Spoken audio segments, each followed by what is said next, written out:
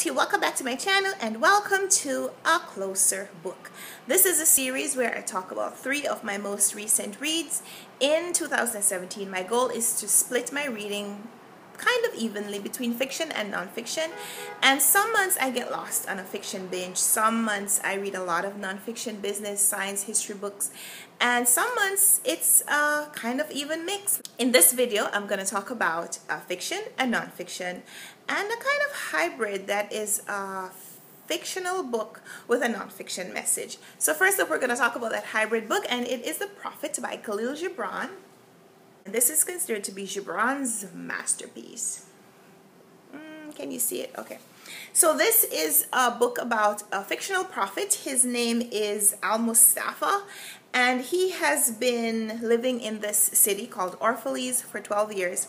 He's been waiting the entire time he's been there. He's been waiting for his ship to come back and retrieve him.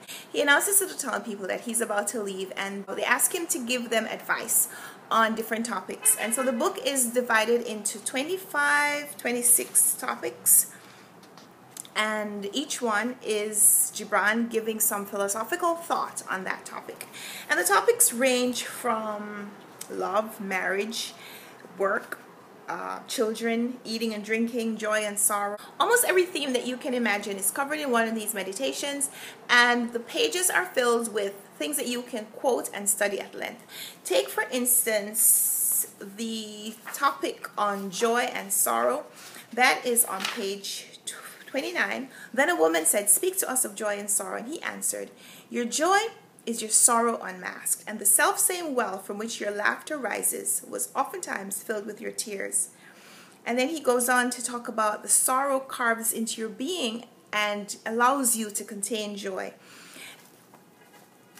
You could take a moment or a day or a year and just study Gibran's writings. But if you are of a religious persuasion, you will probably notice that a lot of what he says are things that are covered in religious writings.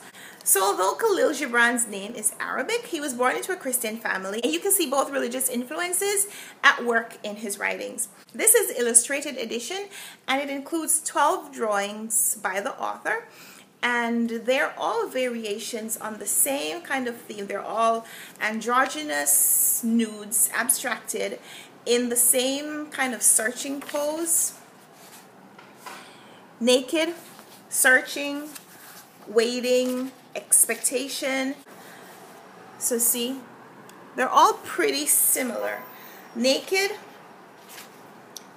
some alone, some in groups, but all curved, abstracted, searching, as though you could see like the people at the bottom, and then there are these 3 that have risen up like a phoenix rising from the ashes. And very introspective, very interesting reading. And even though it is a fictional story, it does have a very non-fiction, philosophical kind of message. In the past few months, I've read a lot of Seth Godin's books about entrepreneurship, leadership, and creativity. And the latest one is Tribes, We Need You to Lead Us. This one focuses on what a tribe is, whether you want to become a leader of a tribe, and how you can achieve that. So a tribe, he says, is a group of people who are connected to one another. They're connected to a leader, and they have some shared idea. Some of the tribes that he mentions are music groups like the Grateful Dead, and their tribes known as Deadheads, which have some secret way of communicating. So when one Deadhead meets another, they know how to recognize each other. There are words and phrases that they will say that will cause them to recognize another tribe member.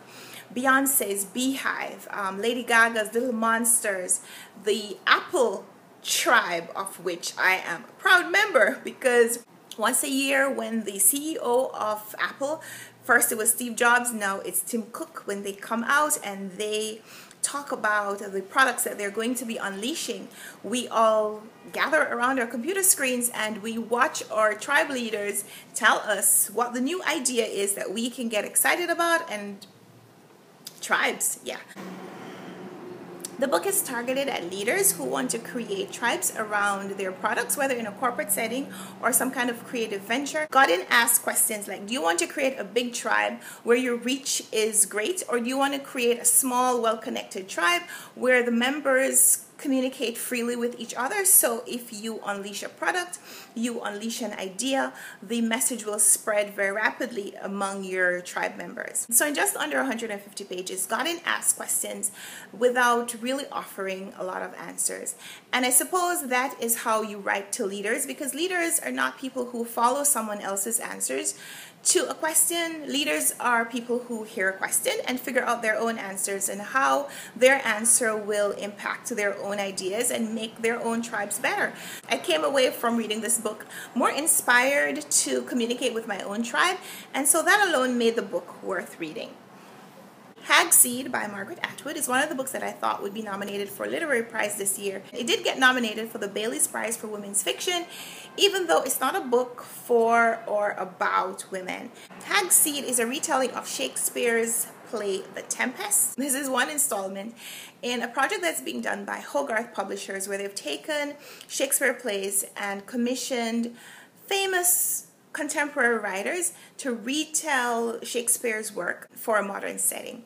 Hagseed is about a main character named Felix, who is a director for a stage play and who is putting on a rendition of Shakespeare's The Tempest while his personal life is crumbling. And unfortunately for him, he doesn't get to put on the play because he's lost his family, he's unable to focus, his assistant sells him out, and when he loses his job, he goes into seclusion for several years before finally resurfacing as a teacher, as an English teacher in a men's prison. And so while he is in prison teaching English, he gets an opportunity to put on the play again, this time in prison with his imprisoned students as the characters. And he uses the play as an opportunity to kind of resolve some of the issues in his own mind and his own personal life, but also to exact revenge on the people he blames for being in the situation in the first place. In teaching in a men's prison, Felix has to come up with creative ways to get this crass group of prison inmates interested in the period and the setting of the play. One of his teaching tools is to ask his students to read the play in its entirety and find the ways that Shakespearean characters curse each other out using Shakespearean language. Hagseed is one of those curses. Hagseed literally means the son of a witch, or something that sounds like it. Not having read The Tempest as a background, I found Atwood's rendition to be very interesting, but a little limited. Despite being inhabitants in a modern world, Atwood's characters feel like they're frozen in some previous era. Part of Felix's transition is that he spends a lot of time in seclusion. He's a recluse for several years before he finally goes to work in a men's prison. And even then, you could say that that is not quite being in society.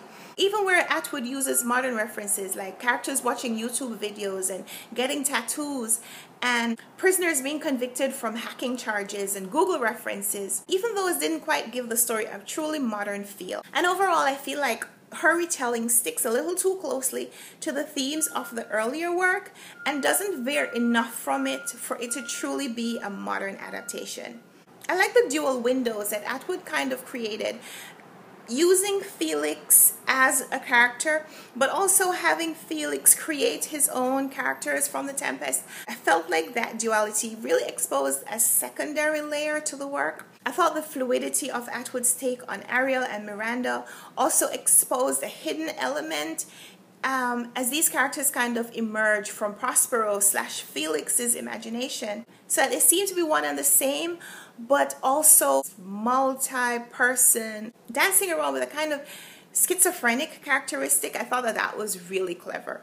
And I like how Atwood characterized the betrayal and the obsession and the imprisonment, both literally and figuratively, by setting the book in this men's prison.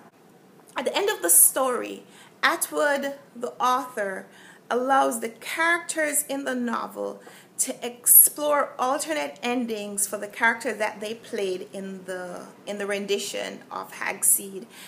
And I thought that that was such a clever way of exploring how this book could have ended.